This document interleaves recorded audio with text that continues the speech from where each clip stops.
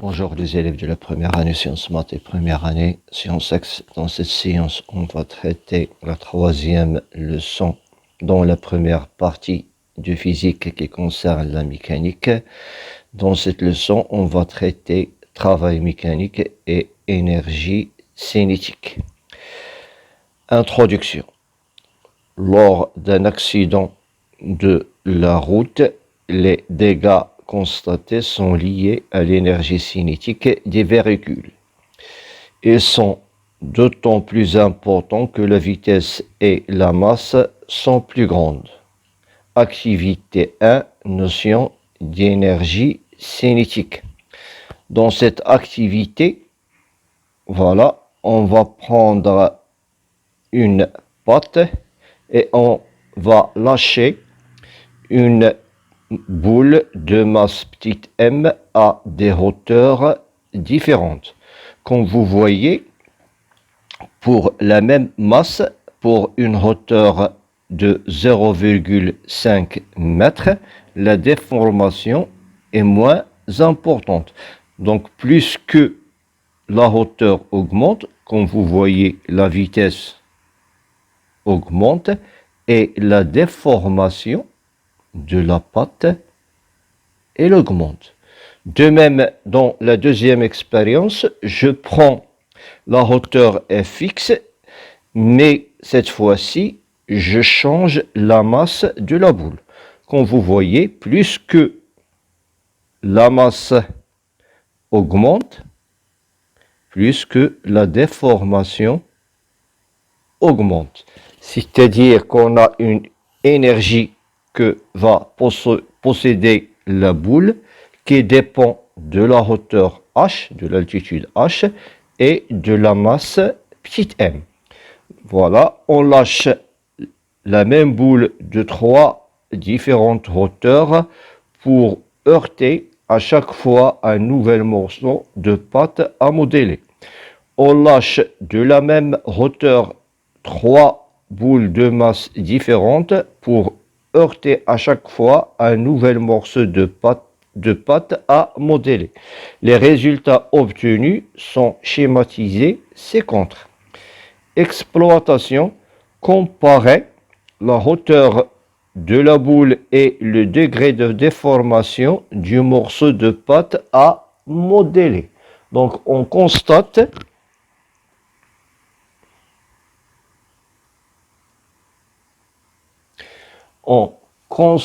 que si la hauteur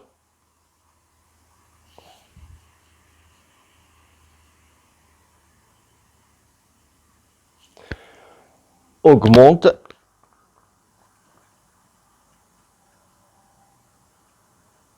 la vitesse, comme vous voyez, la vitesse augmente aussi.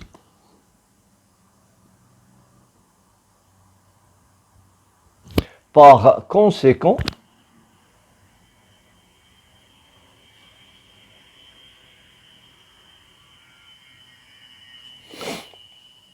la déformation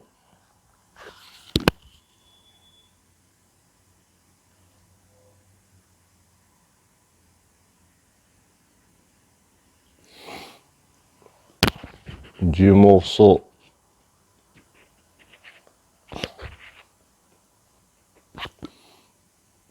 de pâte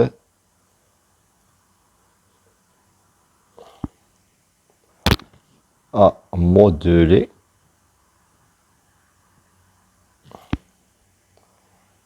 et de plus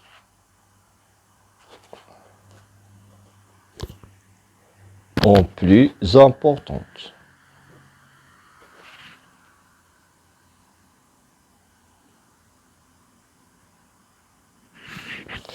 On passera maintenant à la deuxième question de cette activité. Voilà, comparer la masse de la boule et le degré de déformation du morceau de pâte à modeler. Comme vous voyez, plus que la masse augmente, plus que la déformation de la pâte à modeler est plus importante. Voilà, si la masse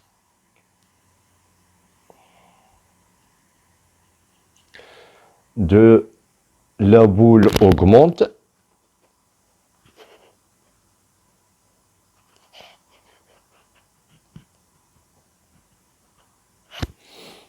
Le degré de déformation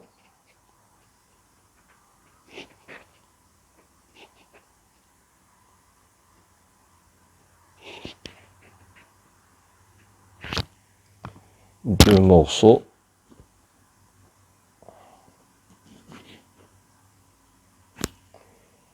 augmente aussi.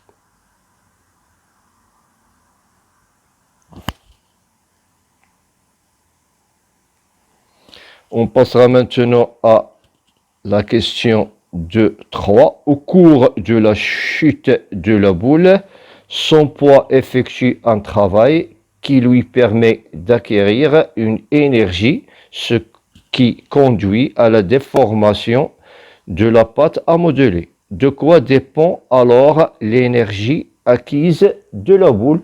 Donc, comme vous voyez, cette énergie, elle va dépendre de la masse et de la vitesse. Donc, cette énergie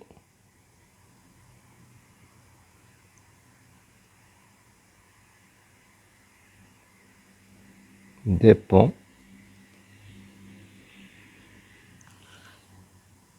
de la masse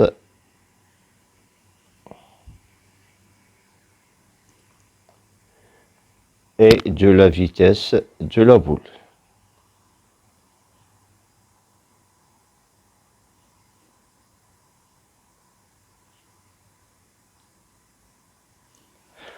Après, on passera à une conclusion générale. Tout corps au mouvement, du fait de ce mouvement, une énergie qui augmente lorsque la masse petite m et la vitesse petite m de ce corps augmentent aussi. Cette énergie, on va l'appeler énergie cinétique. Tout corps en mouvement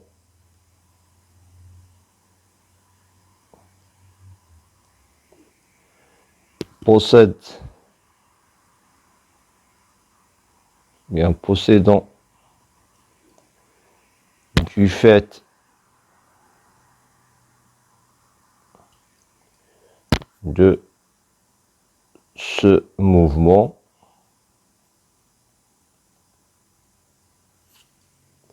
une énergie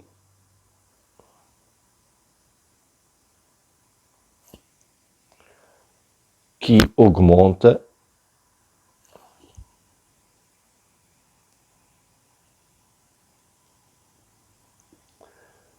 lorsque la masse petite m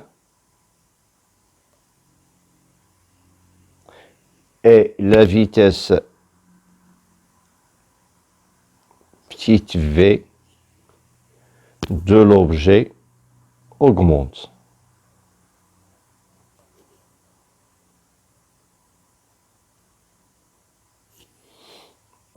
Cette énergie est appelée énergie cinétique. Cette énergie est appelée énergie cinétique.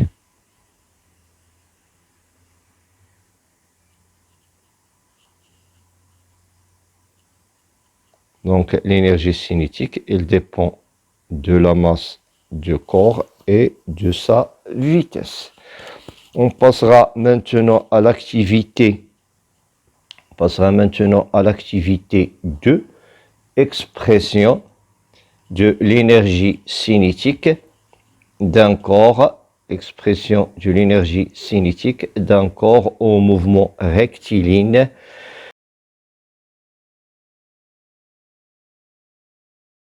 Ce qu'on dit qu'un corps est en mouvement de chute libre.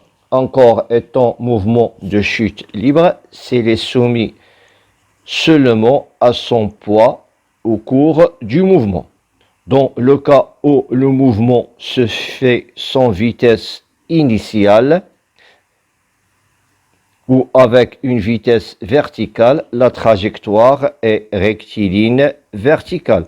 Dans le cas où le mouvement se fait avec une vitesse faisant un angle avec l'horizontale, voilà, ici on a l'horizontale, la verticale et la vitesse qui a fait un angle alpha. Avec l'horizontale, la trajectoire est une trajectoire qui est curviligne, mais il s'agit d'une chute libre. Voilà, qu'on a la trajectoire qui n'est pas rectiligne, mais elle est curviligne, puisque le corps n'est soumis que sous l'action de son poids P. Donc, ce corps, on dit que ce corps-là, il est en chute libre. Tandis que dans le premier cas, si je lâche un corps sans vitesse initiale, verticalement, c'est-à-dire il est en chute libre, mais sa trajectoire, elle est rectiligne.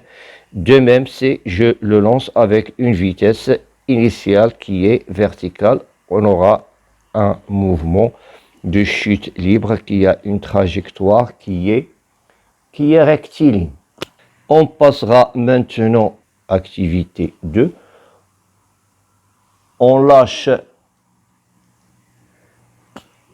sans vitesse initiale une bille de plomb pour tomber verticalement et on calcule sa vitesse dans différentes hauteurs. Voilà, c'est-à-dire on lâche cette bille-là sans vitesse initiale et on va calculer sa vitesse à des altitudes différentes. Par exemple, pour l'altitude H1, je déplace, ici on aura l'altitude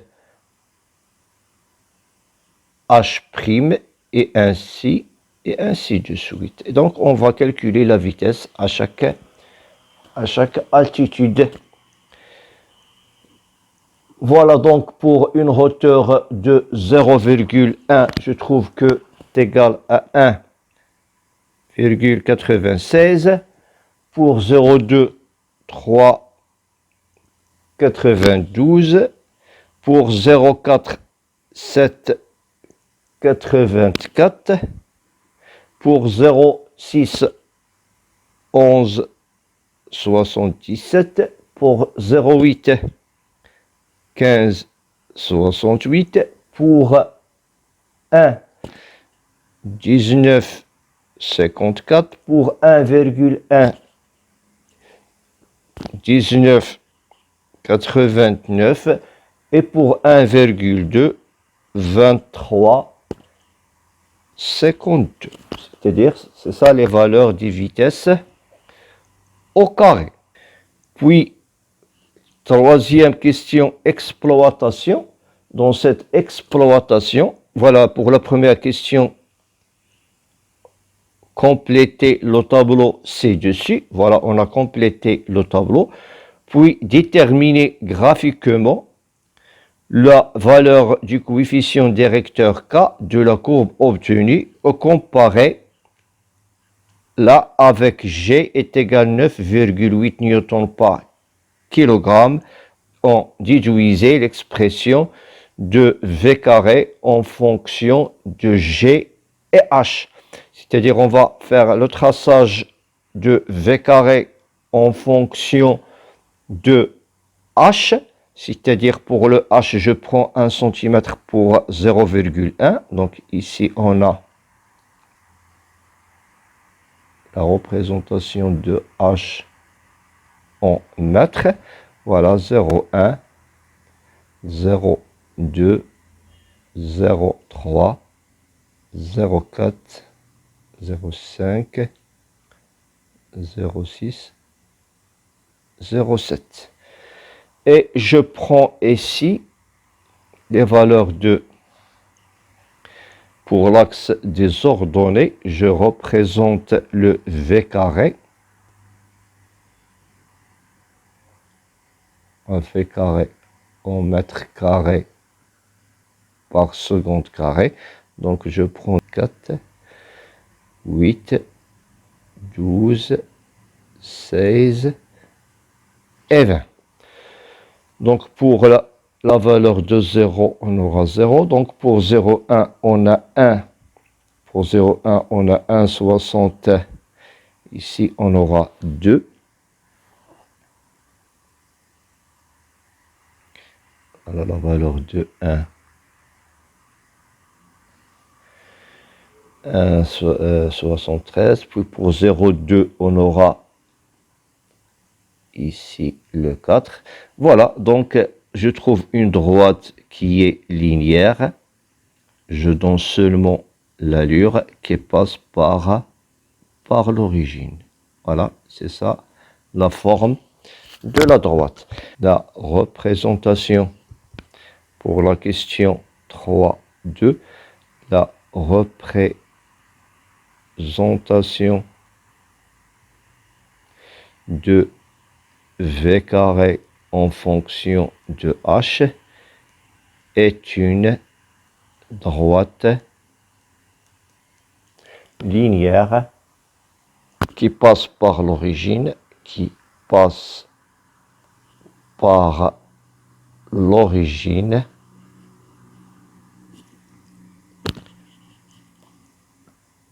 d'équation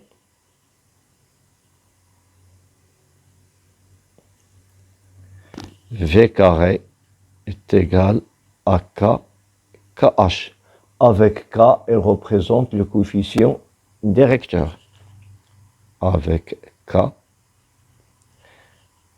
coefficient, c'est le coefficient directeur. Coefficient directeur de la droite.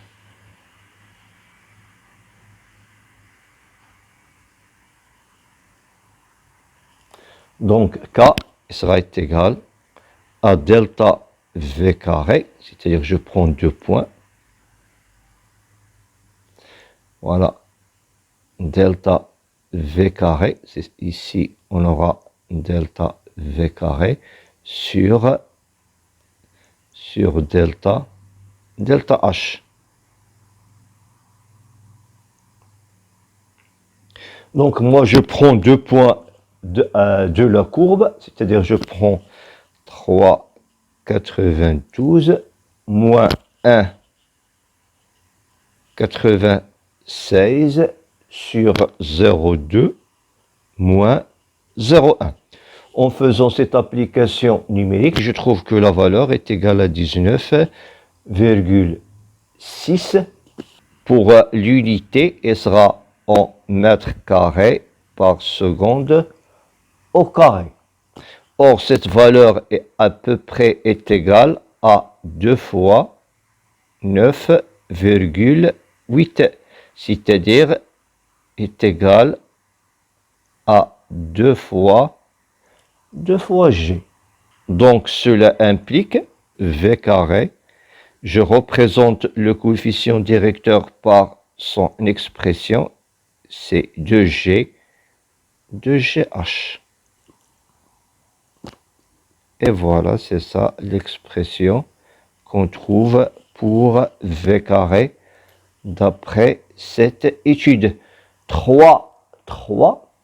Trouver le travail de P lors de son déplacement d'un point G1 vers G2 du poids de l'habit lorsqu'il tombe d'une hauteur H en fonction de la masse petite m et de la vitesse v de l'habit.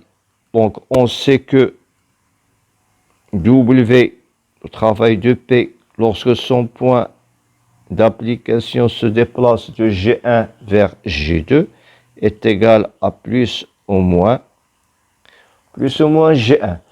Puisque le travail est moteur,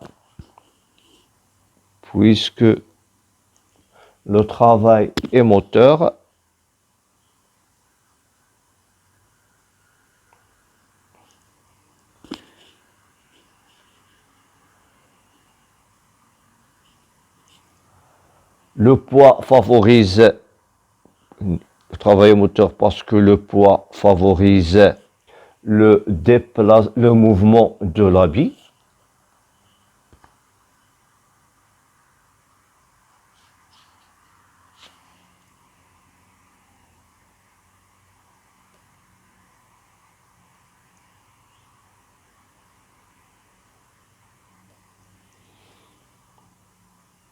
Donc, le travail de P, donc W de P pour aller de G1 à G2 sera égal à plus MGH. Et d'après la première question,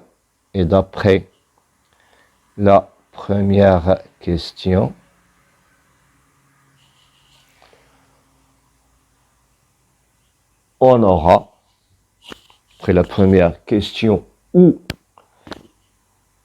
V carré est égal à 2GH, cela implique que le travail de P pour aller de G1 à G2, est égal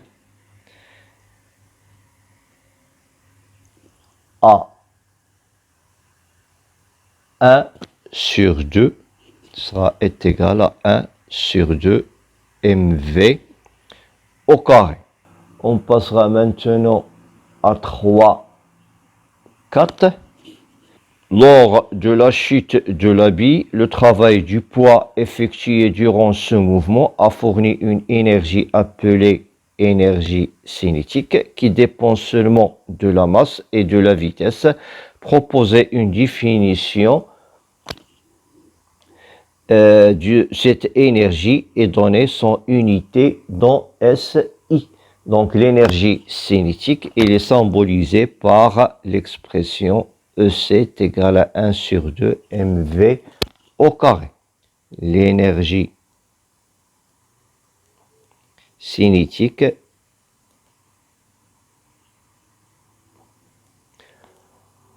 symbolisée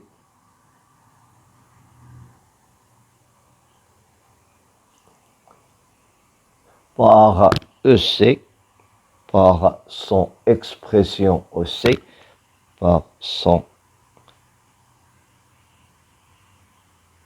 expression EC, tel que EC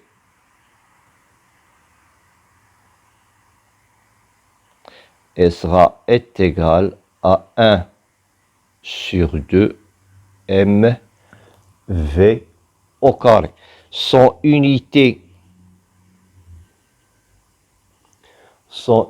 dans SI, c'est-à-dire dans le système international,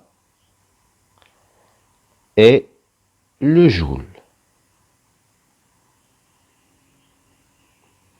On le représente par G. Puis on passera à la conclusion, définition de l'énergie cinétique. Voilà, donc l'énergie cinétique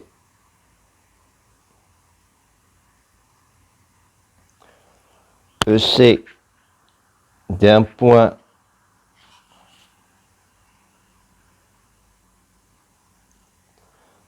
matériel de masse petite m et de vitesse petite v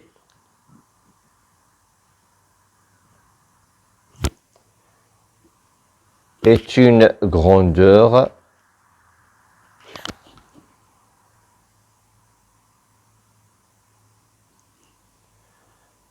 scalaire, c'est-à-dire n'est pas vectorielle, toujours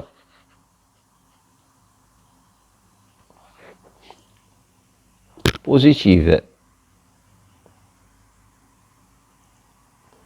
et définie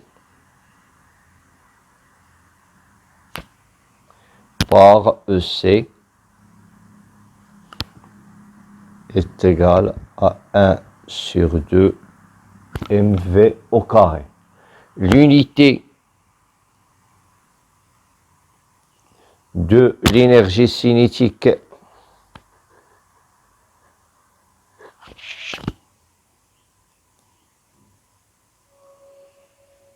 dans SI est le joule. La masse en kilogrammes, la vitesse en mètres par seconde. Voilà, on passera maintenant à une application, l'application 1. Un camion de masse petite m est égal à 20 tonnes, roule avec une vitesse v est égale 80 kg par heure. Calculer son énergie cinétique. Voilà, calcul de l'énergie cinétique.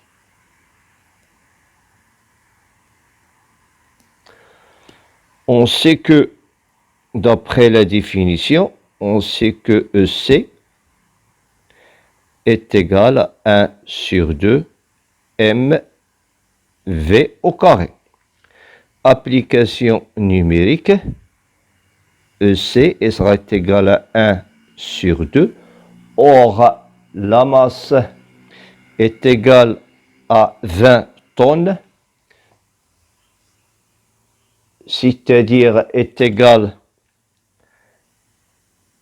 à 20 fois 10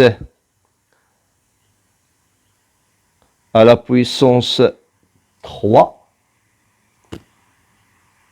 pour la convertir en kilogrammes, fois V au carré. Or, la vitesse, elle est donnée en kilomètres par heure. Je la convertis en mètres par seconde, c'est-à-dire est égale à 80, multiplié par 10 à la puissance 3 pour la convertir en mètres par heure. Une heure vaut 3600 secondes, le tout au carré.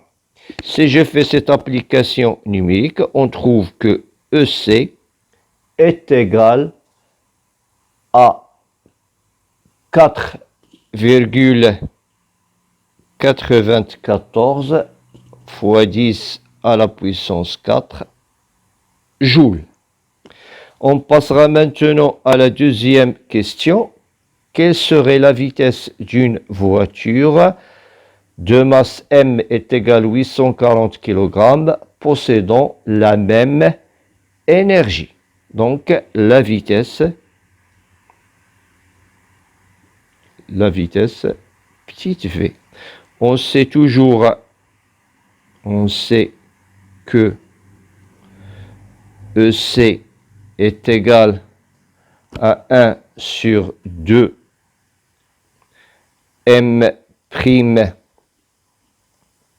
fois v' au carré.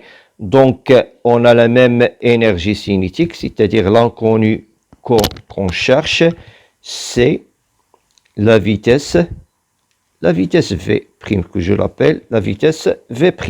Donc, cela implique que v' au carré sera égal à 2EC sur m'. Donc, cela implique que v' sera égal à la racine carrée de 2EC sur m'. Et je fais l'application numérique.